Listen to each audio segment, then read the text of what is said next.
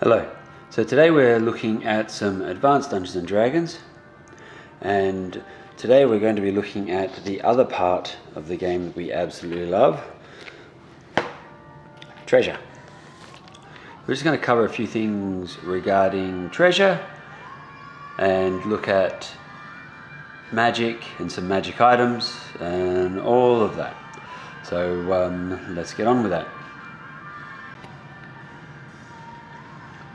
So this is something here that we're looking at. I mean, treasure we all love, and usually it comes from various lairs and monster hordes and individual codes, you know, like a dragon is H times 3 or whatever.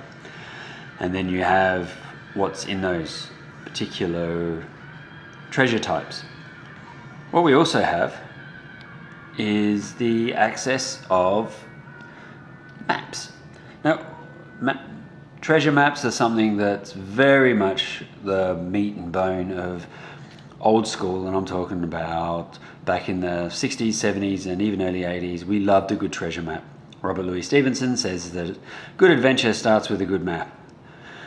And effectively, Gygax is trying to say, well, look, the players will wander around and they'll pick up maps. They'll pick up these treasure maps that'll lead them somewhere or be part of something, and they'll have to figure it out from there.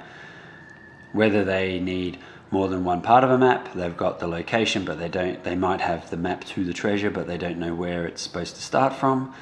They know it's on an island, but they don't know which island. They have which island, but they don't know what to do once they're on it, whatever. There's that, which is always fun, and then that leads to other ways of them having to figure out what to do next. So with the maps, obviously we've got multiple charts, whether it's a real map, a fake map, but more importantly, whether it's a monetary treasure, a magic treasure, or if it's a combined horde. Who doesn't love a good combined horde? So we get a bit of a description, and we see these big bold words, random dungeon generation. So even if you just decided to throw a random map, or if a random map comes up, because there's a chance of a scroll turn being a map to a magic, you don't have to have something planned. You can just use the random dungeon generator, at the very least as a kickoff, like what we were doing before, and then that'll help from there. Generally you want something that's pretty reasonable in terms of the defenders, the guardians, the monsters, and so on. So depending on how much is there, depends on what needs to be protected and what it's being protected by. And that's where we get to this as well. You can pick or roll, but we like rolling, so we'll just probably end up rolling lots of dice.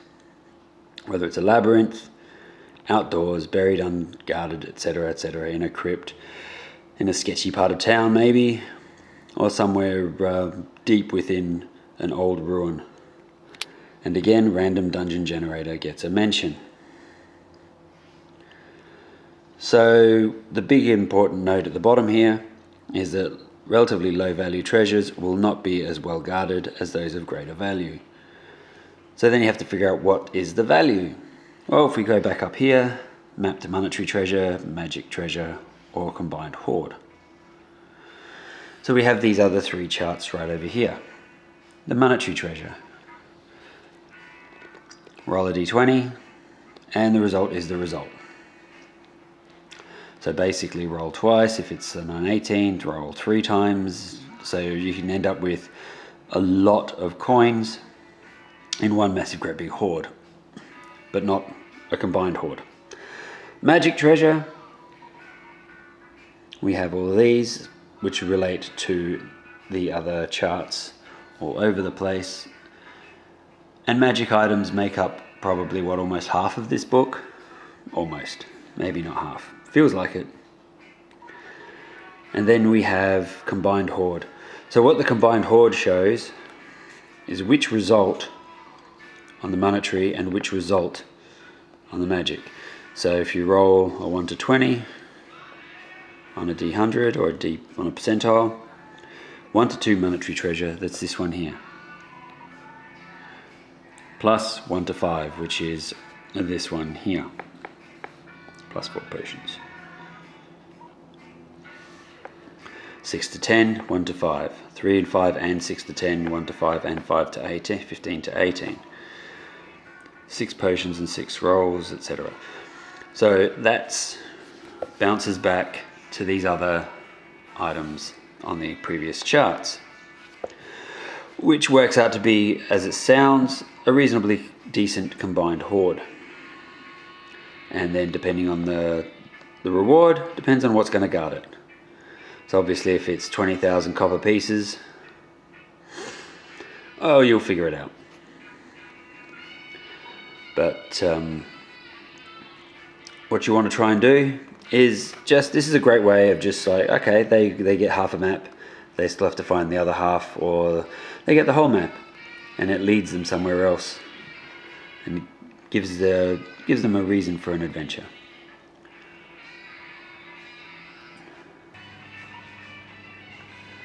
Alright, so this is the list of generic magic items, broken down by category, and Gygax insists that this chart is balanced. Mostly balanced to keep the things out of the hands of those grubby magic users. He literally says that in the text. And everything comes, well, nearly everything comes with an XP value and a GP value. So the GP value is generally related to a base price-ish, if you can find someone. It's obviously marked up and down depending on the DM and lots of other things, but then the player's XP value will also depend on what the ratio is being set at by the DM. It's not always 1 to 10, sometimes it can be less and sometimes it can be more. It can get confusing and people just sort of do what they need to do to survive. So what we're looking at are potions, scrolls, rings, rod staves, wands, various levels of miscellaneous magic, armor, shield, swords, and the miscellaneous weapons. DMs can of course make up their own things. If you want to make up your own weapon that's based off something the player character can use, that's great, because there are a lot of really weird weapons out there, you would think, and perhaps made for someone specific. There are just that they need to be able to use darts of homing or something that magic users can use, or whatever. Anyway, illusionists probably, higher decks. Suggested experience points value, who keep the items, GP, they're paid for them if they're able to sell them. That's the key, if they're able to sell them. Some of these you can pretty much do. I mean, like, the idea is not so much like the old computer games where you just walk into the magic shop and just pick and choose. Although if that's your game, that's great. You can do that. But generally, you get an idea of what type of power is based on the XP and GP value. So invulnerability, when the fighter uses it, it's 350. And if they choose to sell it, which they're not going to, by the way, but they might choose to sell it, if they can find someone who wants to buy it. Finding potions means that you need to actually understand what's in the potion. Now there's lots of ways of doing that, and this is where magic users again can earn their keep by working with some of their great intelligence and skills in magic to be able to make it happen. They can do some tests, they can taste it, they can smell it, they can whatever it is that they need to do in order to find out what's in it. Generally, when you're creating and fabrication of magic items, there might be 1 or 2 items that are unique to that particular potion. So dragon control, you need the brain of that particular dragon. So if you know that it's got black dragon brains in it, then you know it's going to be a dragon control of black dragons. Same thing with some of these others. Healing potions have a few different options in there, from troll's blood to elf's blood, and so on, that sort of thing. Invisibility and so on. So that you can, by the special ingredient, you should be able to identify what what it is, but you've got to be able to then identify that in special ingredient. So you need a lab, or you need access to one, or you need to be able to pay for one, and so on. Identify spell sometimes works, but we'll discuss that another time. Scrolls. So scrolls, you're looking at two different types of results. One is by the number of spells on the scroll, and it's one long scroll with 7 spells or 6 spells or 4 spells or whatever, and then each spell is calculated differently. So apart from 58, 59, everything is geared up for magic user and or cleric. 58.9 seems to me decidedly, even 55, 7, 1 to 8. The other ones you're looking at options for turning them into clerical spells, but not those two, so that's interesting. But DM's choice, how they want to handle that. But generally, each spell, so if it gets 2 spells, levels 1 to 4, just roll a d4 for each spell, boom, and then use the random chart to figure out which one it is. Or pick. As the DM, you get to do these sorts of things. Now, more importantly, experience points for using them is 100 XP per spell level. So if you pick up a scroll of Fireball, 300 XP. Notice that's per spell level. See, when we turn the page here, or when we get over to it, you'll see something a little bit different. As we flip and turn over to page 128, we have in our hands the sections on spell level of scrolls, magic spell failure, use of spells and scrolls, and so on, where it just explains what I've just explained there. But also, you've got 2 ways of doing this, because the minimum spell level for a spell is never below 6th level of experience, and typically 1 higher than the required minimum. That's if you wanted to use the generic method, but you can choose to have the spell at a higher level, but it certainly affects the chance of spell failure, which is here. So, as it says here, if the 9th level spell is 18th level, boom, boom, boom, dice are rolled and scores of blah. So if you wanted to have your magic missile spell at 10th level, then you're actually not casting a 1st level spell, you're casting a 1st level spell at 10th level, and that's the level that you're choosing, or that you're going to have to roll for when it comes to the difference between the level of the caster, or the level of the spell, so the level of the caster, and your own level. So that's something that's pretty interesting as well. So you could, when you pick up and make a scroll, it's got generally all the markings on there about how somebody's made it, who's made it, what spell it is already in there. On the face of all of the etchings, you can use comprehend languages, or you can crack open the scroll and use read magic and then work it out from there. Magic users generally keep better records, it seems like, than clerics, but you know, that's the way it works. So usually if there's a scroll, you're going to give it to the cleric first, because clerics make up 30%, and they don't have to roll for understanding or knowing the spell. They just have it on there. Magic users, you still got to do a read magic and so on. So clerics, druids, and illusionists have their own language, and they don't need read magic. So that's pretty much where that comes in. So that's why you'll hear quite often, oh, we give the scroll to the cleric. Is the cleric able to read it? No. Give it to the druid? No. Give it to the illusionist? No. Okay, then the magic user just puts it in their back pocket, and then when they get to do it one day, they'll do a read magic and unflip everything. We've got a truckload of magical items, which I'm not going to go through entirely. But in terms of rings, you've got to play with a ring, figure out how it works. Nearly everything in here you have to bond with the magical item in some way. Staves, wands and rods, you've got to find the magic code word, which often is somewhere within the actual device itself, or near it, or and so on. Yeah, it's just the way it is, I suppose. if you make something like that, you're going to want to make sure that somebody else can use it, I suppose. So somewhere scrawled on there is going to be that it's the Wand of Zot, polymorph others, and you need to do it in a rhyming slang. So, I don't know, something like that. And so on. And we've got lots and lots of really cool random figures, manuals, dusts, bags, books, boots, lots and lots and lots and lots of things. And then you got the good old-fashioned cursed items as well, ropes of conscription, scarabs of death. Gary loves a good cursed item. Relics, we love a good relic.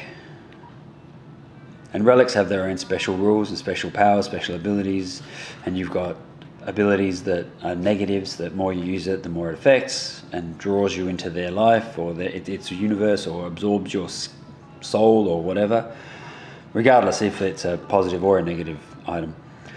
And then we got our armors and shields. You have lots and lots and lots and lots and lots of things. Swords are really cool.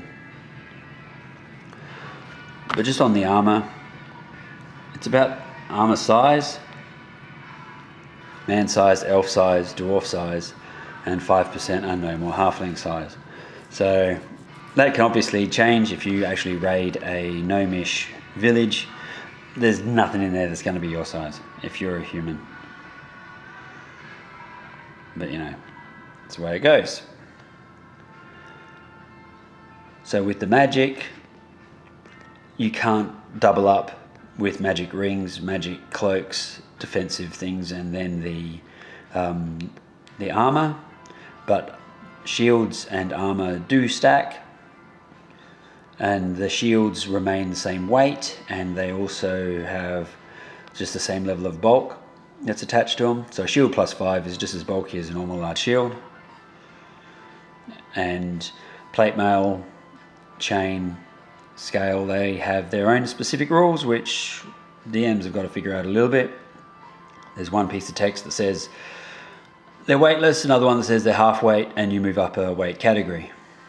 Well, that's something that the DM's got to sort of figure out. Finding these special swords are always cool, but how are they going to know without doing proper identifiers? And perhaps when they do their detect magics, they find other enchantments depending on what they sense. Because there will be a little bit of enchantment and alteration, but then maybe they get something else as well. And they have to research it, they have to figure out what it is, give it to someone to say, is this anything special? Nope, I'm sorry, but this is just a regular sword. +1, +2. Or, hey, you know something? You've got the famous, this sword that happens to also really kick ass against trolls and such, and burns and becomes a flame tongue and does all sorts of cool things. The firebrand. So anyway, again, you got to figure that out. 70% of all swords are long swords. Well, that's interesting, isn't it? It's always interesting. 20% are broadswords, 5% are short or small swords. Then you've got the 4% and 1%. Bastards are two-handed. We have lots of miscellaneous weapons. Now when you've got consumable items, they are gone. So things like magic arrows +1, they go. The moment you fire them, they disappear, the magic gets expelled, they blow up, or whatever it is. Whatever it is, when you use them, they're done. Not so the magic axes that throw, but yes to the bolts. So sometimes it's better to have the magic bow rather than having the magic arrows, but the magic does stack. The bow +1 and arrows +3 does give you a +4, but counts as a +3 weapon versus the creature to hit, if you know what I mean. You pick the highest one when you're facing off against someone that needs something. Then you got your various daggers and so on. So you can make up your own things. So they've even got a trident, which turns into a military fork. But if you wanted to do, what don't we have? We've got a spear +1, 2, 3. Even if it's just a quarterstaff +1, or a lance +1, or a lance +2, you can still do all of those things you just need to work out roughly where it fits in terms of the experience point value, the rarer the item, the higher the GP, and so on. So in terms of magic, you want to use it because obviously we love magic. The players love collecting magic. They love working oh wow, we've got these boots, what can they do and what can we do with them, and then finding out ways of using them the best they can. And it's all fun. So basically, watch out for the curse items. Have fun with the maps, because I think that the treasure map is a great MacGuffin. We love a good MacGuffin. There's a lot here to work with, and don't be afraid of the random dungeon generator.